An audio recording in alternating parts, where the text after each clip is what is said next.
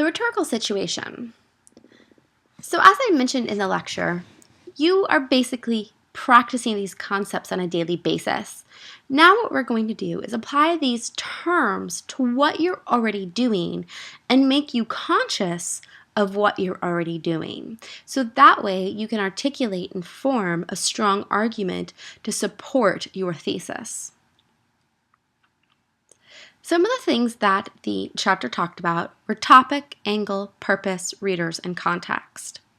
When we think of the rhetorical triangle, which is part of the rhetorical situation, we think of the readers and how we're going to reach the readers. So we think about ethos and pathos and logos, some terms we're going to talk about here in a little bit. And so these are some of the basic things that you need to think about when you're starting to create a rhetorical argument, or when you're trying to argue or persuade someone to do anything.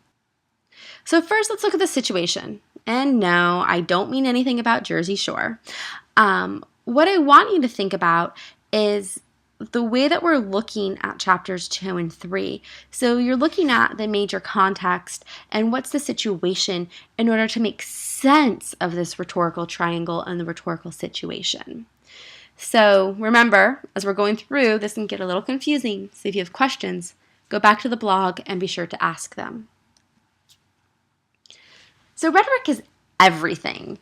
It is how we communicate, how we analyze what we communicate, and how we base our decisions. It's how we formulate and articulate our desire to do something, and it's the reasons often why we desire to do something. So when you're at work, you communicate very differently than you would in class or even when you're at home. And this is because the actual rhetorical situation is very different. So let's say if you're hungry and you want your boss to buy you pizza, you're going to have a very different argument than when you go home and you want your partner or your parental units to go out and have pizza with you, right? You're formulating different arguments because the situation is so different. So first we're going to think about the writer, right? You're the person doing the communicating, but you have to think of the audience in order to effectively write. So you're looking at the exigence of the argument. So this is the reason or the problem. This is often what inspires you to write. Now, for a class, you might be inspired because you want to get a good grade. Often your exigence is something that I have created. You need to write in order to execute this, in this genre, to do this thing. But that happens often in the workplace as well. Bosses expect you to produce something, or you're trying to convince someone to do something. There's a reason why you're trying to make this happen. The message is relatively obvious, right? It's the information that you're trying to get across. How you do this, how you compose this message, depends on the type of rhetorical situation. Sometimes an audio podcast is effective.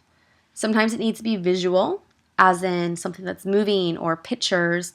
Sometimes it's visual as in text, right? There's all these different types of methods or modes of communicating. And so the purpose is to resolve this, right? It's to resolve the problem that instigated this entire rhetorical situation. And it's fulfilling this purpose in order to get the audience to do something. Now, the audience is often in this class, will be myself and your classmates. It can be an organization. It could be people that you know, right? Like your parents, if you're trying to convince them to go get pizza for dinner. But sometimes it's people that you don't know. If you're writing something for work, it might need to be proofread by the legal team. Well, they're not necessarily your audience, but they're the ones that are also going to be reading it. So sometimes we know who our audiences are, and sometimes we don't. So you have to take an idea of the general audience and assume that others from other areas will be reading it as well. So the context is often like the backstory. It's a situation surrounding the message and the purpose and the reasons. It's all these other things that are surrounding the issue when we think about context. So if we were to take something, let's say ground zero, it's just this term, right? Ground zero, it's a very simple term. Well, ground zero used to be, oh, we have to go back to ground zero, which meant the starting ground. Well, the context of this term has changed since September 11th. So now this term actually has a whole nother context to it because we now refer to the Twin Towers site as ground zero. So you can see how the context changes depending on how we use that word, right? So keeping that in mind, it's all these external influences that shape how your readers interpret and react to what you're writing. So here's a way to kind of look at these pieces and parts. So the writer deals with the situation, right? So they create this message. And based on this message, there's a purpose that they're trying to get to the audience. Right? There's all these things that are trying to happen. In the context, it says background information.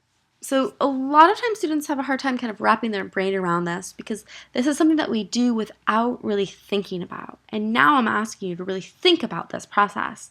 So think about what you're doing and why you're doing it and how these things are being applied to each of these elements.